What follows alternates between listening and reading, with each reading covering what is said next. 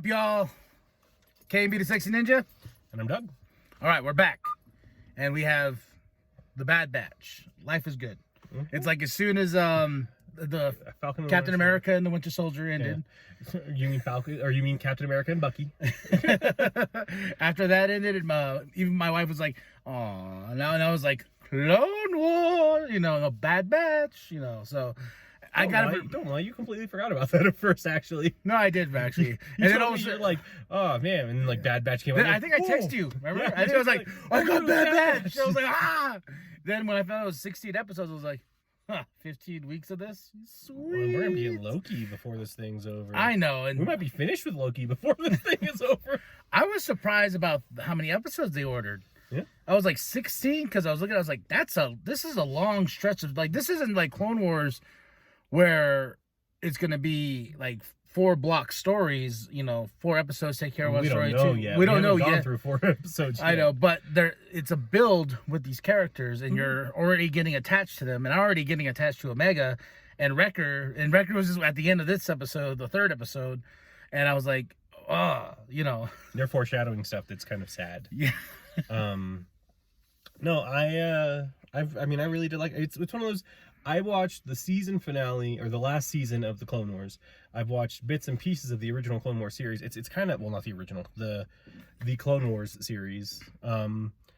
Just parts of it kind of got really dry for me for a while, so I didn't get to watch all of it. But I made sure I watched the season, or the series finale season, and I've watched at least half of the other stories, because you got to watch them in 4 episode parts. Yeah. But it's just with this one, I'm pretty invested in it, just because we care about these characters, and what we're gonna do here is these are the first 3 episodes. Part 2 of this series for us will be the next 3 episodes, and so on and so forth. Yeah. So, but with the first 3 episodes, I think this is a really solid way to start the show. Especially with the first episode and the foreshadowing of the Clone Wars symbol burning, then the Bad Batch and the Execute Order 66, and how it's affecting everybody, how Crosshair got affected and stuff like that. And Crosshair was the only one initially to get affected from it. I know, and slowly now we're seeing Wrecker. Well, we're not quite yet. Not quite yet, but I was just as soon as he's like, "Oh, my head," I'm like, "Oh no, oh no," And how the Empire is already dealing with with Tarkin being like, well, we'll keep the clones for now, but I think there's more. Is he a Grand Moff at this point in time? I don't think so. He's just a Moff? Yeah. Yeah. Yeah. So I think though, I like the idea of seeing it on the screen, because everyone's like, "Oh, well, in the extended universe and blah blah." I was like, yeah, there's that, but Disney that doesn't exist anymore. So you know whose story I really want? I know that you want General what's his name? The blue dude, Thrawn. Oh, Thrawn. You want Thrawn's story? I want Tarkin's to be put out there, because Tarkin's story is so freaking badass. Oh, you mean on the actual screen? Yeah. I read that book. That book is great. Beats Vader. That book is great, and I think there's another one or 2 more or something like that. But no, for the Bad Batch, I think these 3 episodes have been built so well. And I first thought Omega was gonna get annoying to her Australian accent's a little out there for me sometimes, where I'm just like, but why? I don't know, I think it's cute. Yeah, I like too how Hunter is becoming the dad of the group. He's always been the dad of the group. Well, no, but I mean, especially for Wrecker. If you watch even the episodes you see in the Clone Wars series, he's poppying Wrecker, and everyone else is just like, "Come on, Wrecker." Yeah, and I really like Hunter's growth, especially with Omega, and how she's kind of just taking it upon herself, and when she's just like, "I'll do it." Okay. I'm part of the crew, you wanted me to be this, and at this last episode, for the 3rd episode, I was kind of like, "Oh," when he you got your own room, kid. You got her own room finally. And I love the idea too of when she's like, "What's this?" And it's dirt, and she's like, "This is awesome." She's never been off of Camino, and that entire world is just water with storms, water, and metallic buildings. I don't even know how the Kamenites initially progressed out of anything, but yeah. And I love Echo. Tech is awesome. I just love all these characters so much, because they're all different variations of you can relate to one of them in a certain way. And ever since the Bad Batch episode, that 4-episode arc, you know, I was like, give me toys, give me a show, give me this. Now I'm like, give me a movie, you know. Well, it's quintessential. We're getting more than a movie out of this, just because. See, I don't necessarily like the idea of having a movie of this as much as I like the idea. I know, but I it was one of those things after we saw those live action. Unless they did a live action movie of this and they got they had decent enough CG that they could make that work. That could be pretty awesome. If you want to see that, we did review the last season of the Clone Wars in 4 parts. And you watch the episode, watch the one that we did about the Bad Batch. At the end of it, I was like, give me everything. But it's with this, I will say, I am kind of just ever so slightly getting annoyed about seeing the end of the Clone Wars as the beginning points for these things. Like the last season, that was quintessentially like where things were going. Yeah. Was, oh, this is the last season. We're having Order 66 come in. Then we have the Bad Batch where that's coming in. We had, episode 3 where it initially happened, which that's like the best one so far was that. But this one, when you see, what's his name from... Well, it's like after I watched the first episode in Order 66, and then I immediately watched episode 3. Like I think I messaged you like not long after that one with a quote from episode 3. And you're like, dude, I just finished watching. Yeah, and I like I said, I finished that episode and like I felt the emotions because I was like, oh yeah, it really does hit you. And then watching Revenge of the Sith, I'm just like, the feels, because you're just like the Jedi trusted these clones, and cold-heartedly, because of what's programmed up there, just turn, and you can see what Crosshair, how he's always been like, I don't give a shit. The outlier, but even in the Bad Batch, the outlier still breaks the rules. Yeah, and that was but to the first episode, when we get to see what's his name, Kanan, Kanan, whatever his name is, the guy from, or is it Kanan? Whatever, from Rebels, and they gave him his own book, his comic book series too. Huh, interesting. Yeah, he was okay. Yeah, I was never the biggest part of that for me. For me personally, like I never really cared about the character until this, because it was just like, Hunter, you owe him one. Well, and I mean, you kind of see where, a few people slipped here and there through there. Well, I really want, if we're doing stories about like post Order 66, I want to see a lot more Jedi stories, like the video game Fallen Order, where you get to see Cal's like story going after Order 66, hiding underneath all this stuff. There's so many extended universe stories about, like this is fine for now because you love the Bad Batch, but you want to see like more other Jedis that are trying to live outside of this world. If you wanted to centralize it around one thing, I want, in comic book, or not in comic form because it's already happened in comic book form, but in like animated form, Vader's story, where he's hunting down the other Jedi, and you get to see how they're living. Like maybe because it's not gonna have good endings. Like there's no. Well, the one soldier, soldier, stormtrooper in the 3rd episode. They've been pushing this a lot lately. I've noticed with Disney content, especially with this like stormtroopers and like the Empire and stuff like that.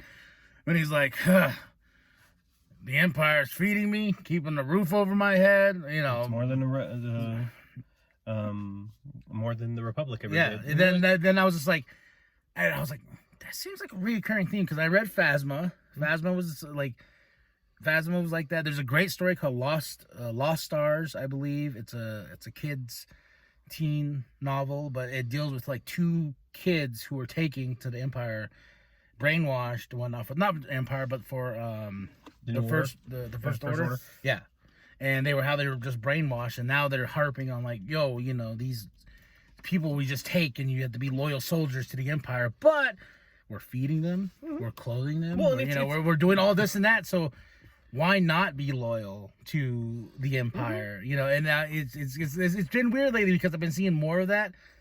Because with First Order, they definitely push a lot like, oh no, these were just regular people, and Finn, he was just a kid, he was taken. Yeah, that's what I mean. Like these kids were taken, and because the First Order is more sinister, because they're like, no, we need to just still children to, Well, now, but that's the genius of Palpatine over, Snoke. I don't even know, because evidently like Palpatine was supposed to be running this behind the scene or something like that. No, he has been running this behind the scenes. Snoke, for some, like, I just read the. No, I didn't just read this. This was during Kylo Ren 4-issue miniseries when he met Snoke, and I don't know, Snoke had some weird hat on and like in this weird garden area, but there was some foreshadowing of like, no, Palpatine's pulling the strings. But either way, to the original Empire, not the First Order, Palpatine was very, very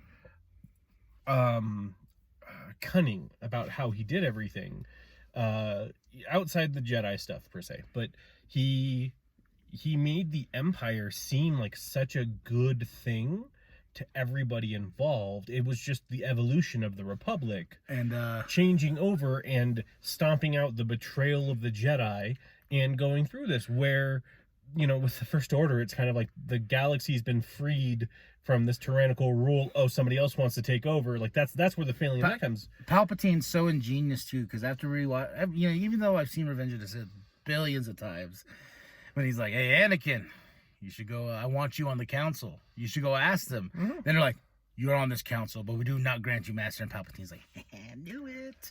And he's like, "Hey, they told you to spy on me, didn't they?" I knew it. No, but it's you know, he is extremely intelligent, which is honestly why the new trilogy kind of bothers me more than anything on that. Where I'm like, you made him just so generically evil. You didn't make him. His plan legitimately doesn't make sense in a lot of fashion. Well, I think that was the idea. You know, I don't want to get too hard into it. I think that's just the idea of The Last Jedi just being such a, you know, a wrench in the cycle, because we've had this argument. We didn't have arguments, talked about it before, but it was like JJ started something. Last Jedi was like, no.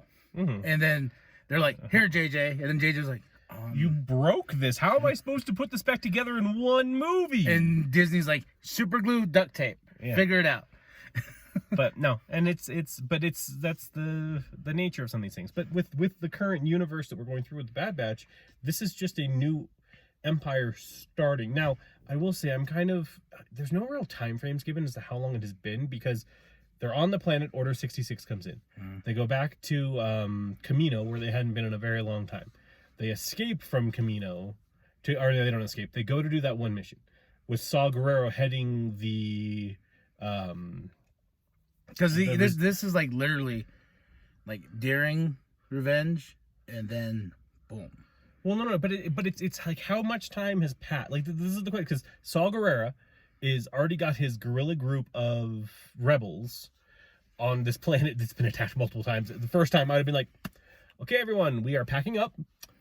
Everybody out of here right now. That's what I was thinking. I was like, you guys are still there? Yeah. Because it's literally the same planet that they got ambushed on before. And Tarkin's like, all right. And we said, I was like, they're still there? Yeah.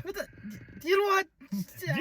Some of you guys deserve this, to be honest. If you didn't get the first hint of, hey, this has been going on, but the thing is, like, how much time has passed in that? Because if it's been like 2 days, and like this happened 2 days, and like in third episode, they're immediately suffering the consequences of what happened on the previous planet to their ship, like when it got shot up, which I was just like, how often have we ever seen just normal blaster fire actually affect a ship so much? Because people fire all the time at like the Millennium Falcon is trying to take off, and the Falcon has its problems though.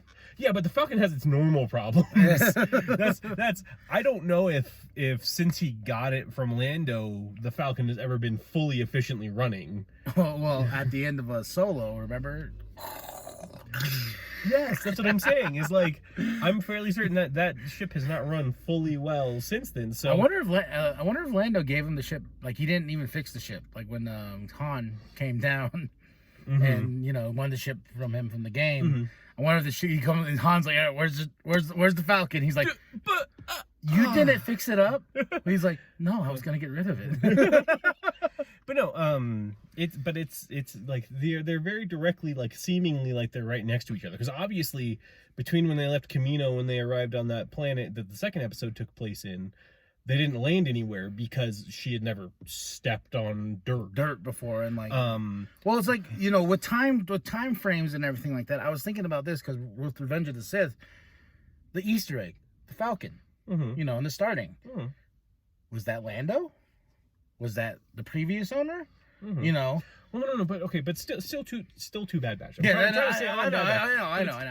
And we were going into these theories, and I'm just like, but if this has been like 3-4 days since everything occurred, like 66 comes in, they don't necessarily follow it. They go to Camino, they get tested, they immediately get sent out from there to go fight Saul Guerrero. First of all, Saul Guerrero has started a rebellion.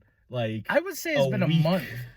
You think, but it's, I would say it's been because they think of the travel of space. Like that's what Star Wars is really good at. Like, in some like real hardcore sci-fi, they're like, oh, we got 19 hours before we're gonna get there, so everyone catch your sleep. And Star Wars is just like, all right, light speed, boom, next shot. Hey, we're here. Well, how long was that? Yeah, it takes some time sometimes. No. But to that, I'm saying though is they have set up their empire already. They have the chain codes coming in to far outreaching areas. Well, maybe I would say to that extent to the second episode, maybe it's been a week or two. But it's still like. I know what you're saying because you're thinking the ball's rolling a lot faster. But I think that should be. I think Palpatine's like, all right, guys. Guys, I have this PowerPoint of things I've been setting up for years for the Empire. Uniforms change immediately. Those are going out the window. Where's Dave? Dave, PowerPoint Dave. And he's just like, Dave's just standing there.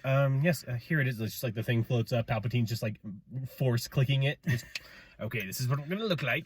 This is what we're doing next. Okay, so chain codes are going to be a thing. I want people registered. What's a chain code? No questions at the end of the presentation. What's a chain code? Any other questions while I'm trying to present? No? Okay. But it's like things have occurred so quickly, but it seems like the Bad Batch themselves are on like a linear mission that hasn't taken that much time, but we already have Moffs. We already have new admirals wearing new uniforms. Well, but you gotta think of it too. It's kind of like in Revenge of the Sith, right at the end, it feels like old Star Wars because slowly the background is changing a bit, But I'm saying like that's it's. I get what you're saying. Like, it's not like I have a problem with this. I have the question. It sounds like you have a problem with this. No, I have the question. I want the answer. It's not that I have a problem. I want the answer of how long has this taken. I will call Filoni and ask him. I'll be like, hey, I got Doug here and he needs to talk to you. How long has it been? As long as I want, I'm Filoni and just bam. But yeah, but it's like the first episode was nice in its own right. Again, like I said, I'm getting really kind of annoyed about the Order 66 thing coming through because it's a pivotal moment, and the more times you present it again and again and again and again, the more it devalues, in my opinion. I think that's more or less for. We know they're going to be changing. Yeah. Well, it also gives Crosshair his reason to change. And I think Crosshair's going to go back for like a split second and realize, because at the end of the third episode, you can tell he's like, he misses the other guys. He doesn't. He's loyal to the Empire, mentally controlled by his inhibitor chip, but he misses the guys because he's sitting in his bunk and just like, this was my bunk with my group before, and now he saw the wall. I was like. Yeah, and but I don't know. I think differently. I think that slowly, in the episode, like in the last like 5 episodes at least, each of them are going to end up doing some heroic sacrifice. When we get to part 2, we'll slowly be that halfway mark. Well, not even halfway. We're going to be like a third of the way. We'll get there together. Because like I said, I was still surprised. 16 episodes, and they gave the last season of Clone Wars like 12. Yeah. But yeah, I'm pretty set on the theory that this is not going to end well for anyone except for maybe Omega. This is just gonna be one of those things where it's like Anakin's gonna turn into Vader, and then there's no mention of the Bad Batch in any of the other series. Yeah. So when you were saying that, we were talking about before we turned on the camera, I was like, oh man, they're gonna Revenge of the Sith me here. They're gonna be like, yeah, so you see that kid? Yeah, he's annoying in the first one. He's annoying in the second one, but all this bad crap really happens to him, and then you're gonna finally see him snap and turn on his brother. And I think the better comparison would be they're gonna Rogue One you. As much as I don't like that movie, but they've set up these characters that have no prevalence in any of the other movies, more recent movies after that. So they're allowed to be crossed off the list like a targeting range. But his son is like, no, like I love Rogue One, you hate Rogue One, but we both love the Bad Batch. But I'm saying that the direction they can go, the way they've set up these characters is. I want to know if Rex is gonna pop in. They've already mentioned Rex. And Echo was like, "Oh, really?" He's like, my homie? He's like, where's he at? Yeah. Ahsoka's gonna probably pop in. Yeah, probably. They're gonna do as many cameos as they can afford. I look forward to the time where Crosshair meets Vader. Like I want to see more Vader. Now, this is cool about this, though. Even though we did get Vader in Rebels and whatnot, but in this era, like right after fresh Vader, and just like, well, it's that's why I want the Vader story for all of this, is because Vader is a cool character overall. And I don't think really many people are going to argue that, but I legitimately feel like his coolest, most badass stuff happens almost immediately after he becomes Vader. Well, it does. Like, I've been reading the comic book series by Charles Soule, and we're on the second part of the Vader story, and like Palpatine just keeps challenging him and doing this and that, and it's really just great storytelling. And I'm just like, I'm seeing everything Charles Soule is writing. I'm like, ooh, God, just give this to Filoni and give this to Favreau. I would love to see this like in action. You know, it's a lot of like even the first story for him. If they literally just took that story and animated it, I'm all good for it. Like, it's because I told you about you read the first story, right? I've read most of the first story. Yeah, we're talking about the one where he goes to that other planet where he gets his lightsaber from. Yeah, where he makes it cry or bleed or whatever it is. Yeah, that I've seen that one where he gets just his ass handed to him by the Grey Jedi. And like the crazy part about it too is like it's the comic book series starts with no, like him knowing Padme dies. Yeah. Then the final issue of that, when he accepts that he's Vader, he says yes. So it starts with a no and it ends with a yes, and it breaks your heart because you're just like, oh. No, and but the Bad Batch. Yeah, well, but ultimately, I mean, episode 1 I enjoyed. Again, I hate revisiting that Order 66 thing, kind of, just because it devalues it to myself. But I still thought it was a good episode. Slowly seeing Crosshair like snap off, like that like I said, when he's like, good soldiers follow orders, I was just like, woo, he's cold. No. He's cold as ice. Especially when he almost shot the granny. Oh yeah, the babushka. When you text me that first he just like straight almost smoked her, and you're like, oh jeez, dude. Like, you're okay. Again, like I think my biggest problem with that isn't the fact he was gonna kill the old lady. It's that as a sniper in a tactical group, why would you shoot the old lady first? Yeah. There's no tactical advantage to shooting her. It was for fun. I know. No, it was just her locked on the old lady. He goes, who wants to see this old granny flop to the floor? Pop. I mean, I guess the best part could be that they were all taking bets. They're like, which way is she gonna flop? She gonna flop that way? She gonna flop this way? Falls into the fire. And like the best part would have been if she got shot, fell in the fire, and everyone's like, "Oh no, Grandma just died." Like, they don't think she was shot; they just think she died of just a heart attack or something. They wouldn't let us write any of these Star Wars episodes. All right, but I liked the first 3 episodes. Well, I liked the first episode, and I liked the third episode. The second episode, I had some. It was that cheesy, cut and run thing where it's just like, hey, you gotta help this family. Yeah, I'm gonna help this family. We want to leave the kid with this family so we can keep going on our kick-ass star adventure and leave this kid behind. I'm just like, then you knew the kid at the end was gonna be like, hey, yeah. You knew she was coming back, but I was just like, that's really, really mean of Hunter to try to do that to her without telling her. But that's why I like that episode too, is just because it's that growth of like me being a dad and like. But that's what the third episode was great about, was Hunter accepting her help, Hunter working with her, not Hunter just being like, nope, I'm not a good dad. Was the point of the second episode, but to each their own. But go check it out. Tell us what you think of the first 3 episodes. They are out right now. Oh, I guess we should give scores, huh? First episode, I say a 5. Well, let's do the 3 of them together. Oh, 3 of them together? Overall. So, overall, I would say... man. I'm going to say 6. 6 overall. Oh, yeah, we do it at the 10, huh? Yeah. I'm going to say 6 overall just because it left a lot of intrigue to be had, but at the same time, I was going to turn on the thing. So we're done. We're like 3 seconds from being done. But no, overall, I would say 4.5. Okay. Yeah. Wow, really? That's pretty Not 4.5. Not 4.5. 8.5. That would be 4.5 doubled. If we're doing it at 10, would be a 9. Just so you know. Okay. Well, I say 8.5. I'm saying like out of a real score of 10. I would say 8.5. I'm still saying 6. Like it's the same thing with Falcon and the Winter Soldier, where like the first episodes are fine. They're building the intrigue to everything, but they're still not conclusive. Like we have all these pieces set up, and they've done a good job of setting up pieces. I think I like this a little bit more than and the Falcon and the Winter Well, you Soldier. also like Star Wars more than anything else, so that's not necessarily. Wait, surprising. what? What? Now, if there was a Batman series, that'd probably be a close second to try to tap that. But no, I was gonna say Green Lantern, but I was like, yeah, that's. I got something to tell you after we finish this. All right. So, All right, y'all. Well, tell us what you think. First 3 episodes out right now on Disney Plus. Go check them out. Like I said, 8.5 out of 10. 6. I think. 6. Yeah. Well, after that, you're gonna like and subscribe and share with your grandma, share with your grandpa, share with the bum down at Walmart. I am KB the Sexy Ninja. And I'm Doug. All right, we're done. We're done. I'm burning up.